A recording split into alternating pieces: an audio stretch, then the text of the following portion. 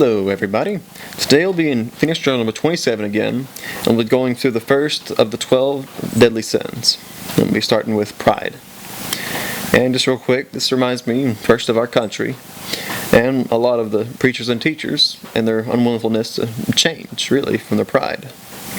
So, let's get into it. Pride. As defined in your dictionary, 1. An undue sense of one's own superiority, arrogance, conceit. 2. A proper sense of personal dignity and worth. 3. That of which one is justly proud. As you see by this definition, there seems to be two diametrically opposed types of pride. The one which is our focus as sin or error. To the spirit within is what is also termed as false pride.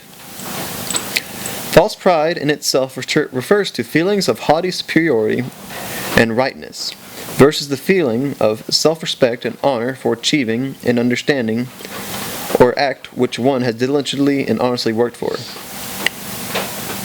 Now on page 54 and through 55 of the Phoenix Journal entitled Satan's Drummers by Jesus Sananda, Sananda is discussing at great length what is evil. The one who is possessed of evil, or that which is anti-God, is most self-willed. We will quote, healthy individuals submit themselves to the demands of their own conscience. Not so the evil ones. For in the conflict between their guilt and their will, it is the guilt that must go, and the will that must win.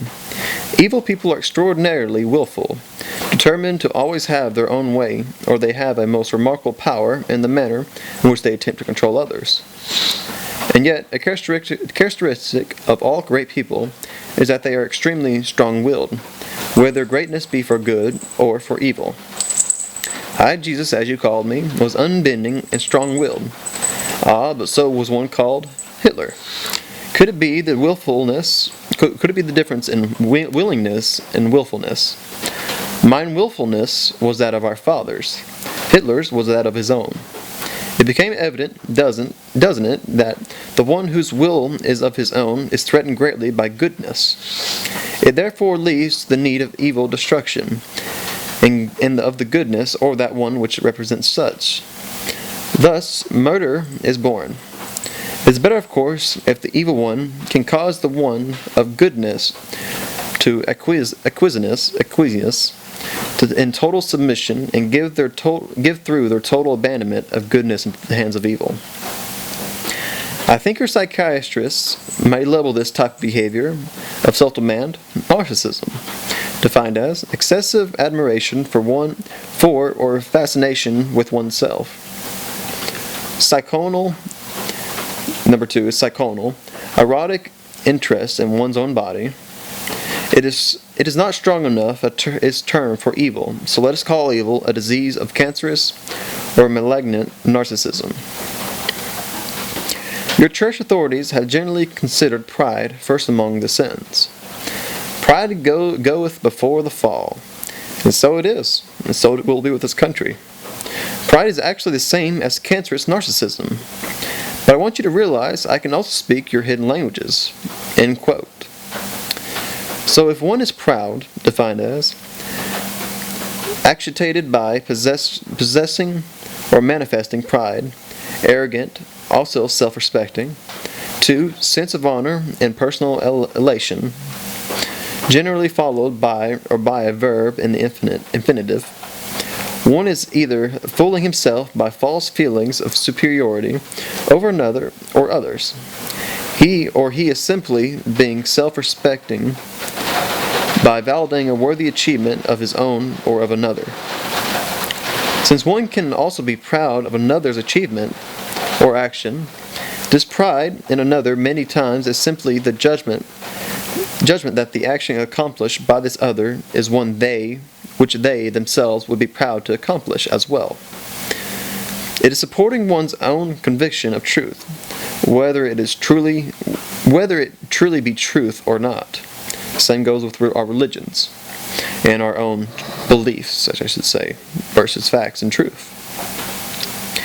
For example, many parents believe that when their children are sent off to war, ostensibly for protecting and defending their country.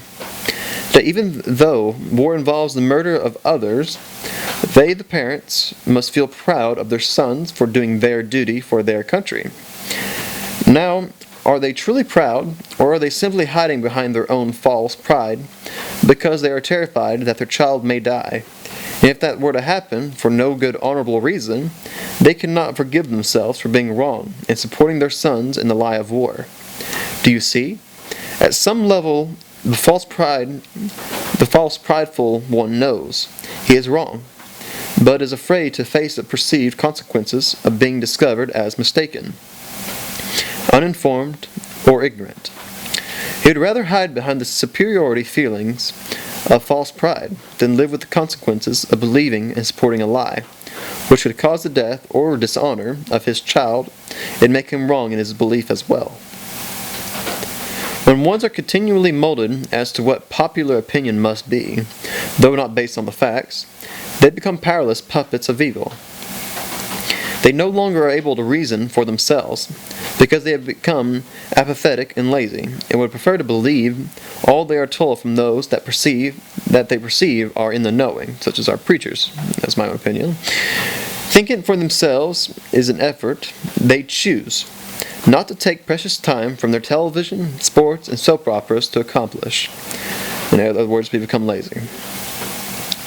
They watch their TV and take every opinion at face value by the human images presented to them, who continually form and reinforce what their opinions must be. They adopt these opinions as their own, and will fight tooth and nail any who oppose their view. Same goes with our religions, if it goes against what you personally believe. Just like, for an example, is our two parties we got to vote on. You're given two things to go with and nothing else, and you only get those two opinions picked from and you make it your own. They adopt these opinions as their own and will fight tooth and nail any who oppose their view. This control over their mind is known at deep soul level, and the soul is in agony from this deception.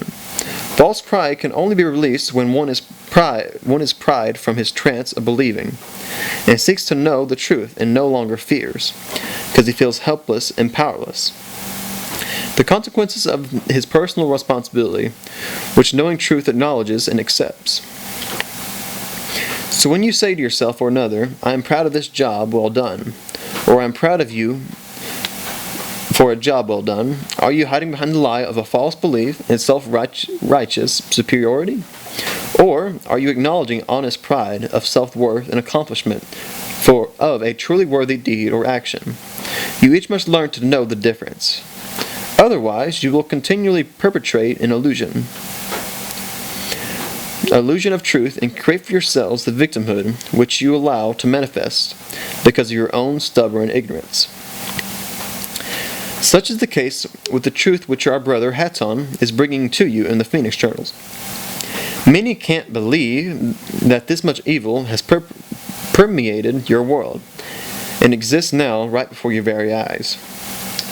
We are not asking you to blindly believe these truths about your circumstances set forth. We are waving a warning flag and asking you to read carefully and reason within yourselves, with the gifts of reasoning intelligence given you, with God within you, so that you can get off your couch potato assets or asses and find proof. You need to know the truth within you, and then take back your own God-given power and do something to change that which you find reprehensible and against God. I mean, a lot of us just come too lazy to even read or even watch a 20-minute video without getting bored because our constant addiction to even scrolling, really.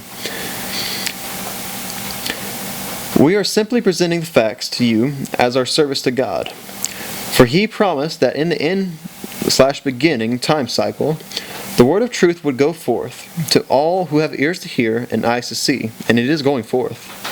And if you are prideful and think yourself so intelligently wise, and all-knowing, all-believing, that you could not be duped, because in your opinion space aliens don't exist, and your government couldn't be involved in an evil conspiracy, or this or that, then you are a fool, and a tool for the Antichrist.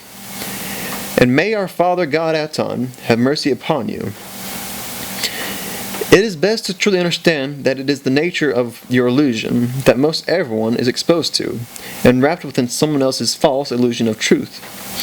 If you wisely learn and understand the logic behind the cosmic laws of balance, given of God in the creation, you will unwrap these false illusions and claim your true God power and connection. So too will you each learn to reason out the truth within you. And as you ask for the truth and wisdom of God and creation to be given you in all circumstances set before you, so shall you receive and claim the proof and understanding, as true knowledge within you, and not as belief in what is the opinion of another. And that's all for pride.